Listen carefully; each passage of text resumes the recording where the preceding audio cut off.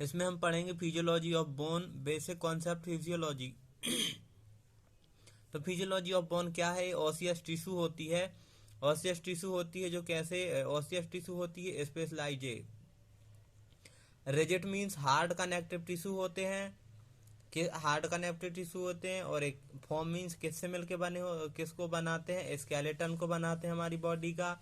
और जो कंसिस्ट होते हैं, जो स्पेशल टाइप के सेल्स होते हैं, वो टॉप टॉप इंट्रासेलुलर मैट्रिक्स को और ग्राउंड सबस्टेंसेस को बनाते हैं।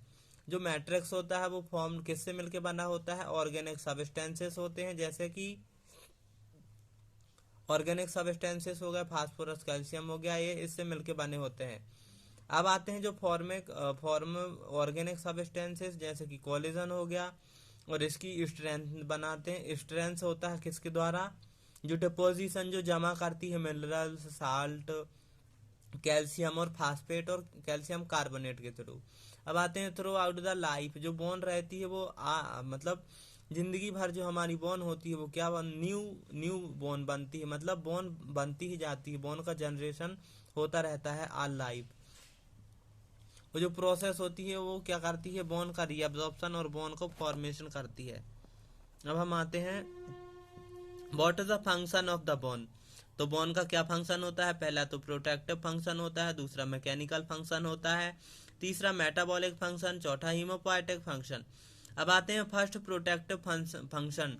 Protective function means protection, other against के थ्रू बचाएगी या सुरक्षा का काम करेगी। जैसे कि हमारे वाइटल ऑर्गन हो गया, जैसे ऑर्गन ऑर्गन में लाइक लंग्स हो गया, रिब्स के अंदर होता है, नर्व्स वगैरह हो गया, ये इसको सपोर्ट करके रखता है। अब आते हैं बोन को सपोर्ट कैसे देती है।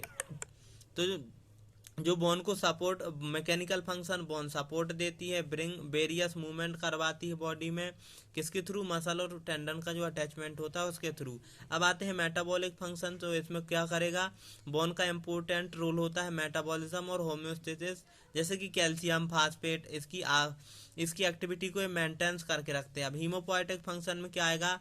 जो रेड बोन मैरो रहता है, वो रेड बोन मैरो को साइट में प्रोडक्शन होता है किसका? आरबीसीज का, ब्लड सेल्स का प्रोडक्शन होता है, जैसे कि ब्लड सेल्स होती है उनका फॉर्मेशन होता है।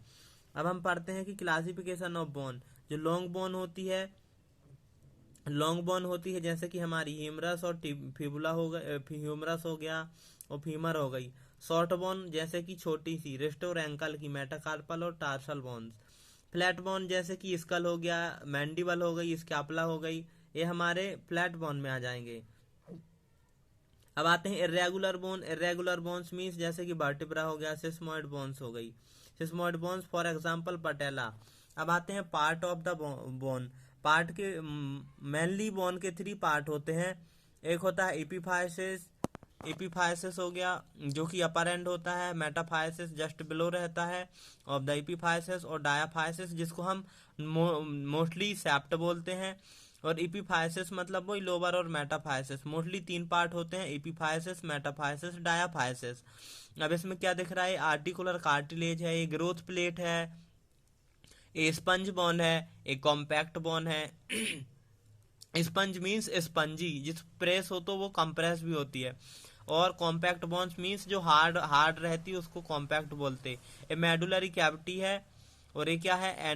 एंडोस्टियम है, ये पेरियोस्टियम है जिसको outer covering of the bone बोलते हैं, ये ग्रोथ प्लेट है। अब आते हैं कंपोजिशन ऑफ द बोन। तो बोन किस किस से मिलके बनी होती है, मीन्स कंपोजिशन, क्या क्या कंपोनेंट होते हैं। तो आता है एक मैट्रिक्स रहता है और एक बोन सॉल्ट होता है। जो मैट्रिक्स होता है वो कोलेजन फाइबर का बना होता है, और इसमें क्या रहता है? फाइब्रस रहते हैं, कितने? 90% ऑफ बोन रहती है, और इसमें किससे मिलके बना होता है?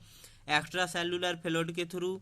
और क्या होती है इसमें? प्रोटियोग्लाइकेंस रहते हैं, कॉन्ड्रेन कॉन नहीं कॉन्ड्रोइटिन सल्फेट होता है, और हाइलोर्यूनिक एसिड होता है, जिससे कनेक्ट मिलके बना होता है। अब आते हैं बोन सॉल्ट क्या होता है। What is the bone salt? तो bone salt is the crystalline salt present in the bone, so this is called hydroxyapatite, जिसको हम बोलते हैं बोन सॉल्ट। जैसे कि कैल्शियम फास्फेट हो गया, सब्सटेंस जैसे कि salt like sodium, potassium, magnesium carbonate, etc. So this is the physiology of bone. Thank you so much. This is the diagram of the bone in physiology, Shambhalingam.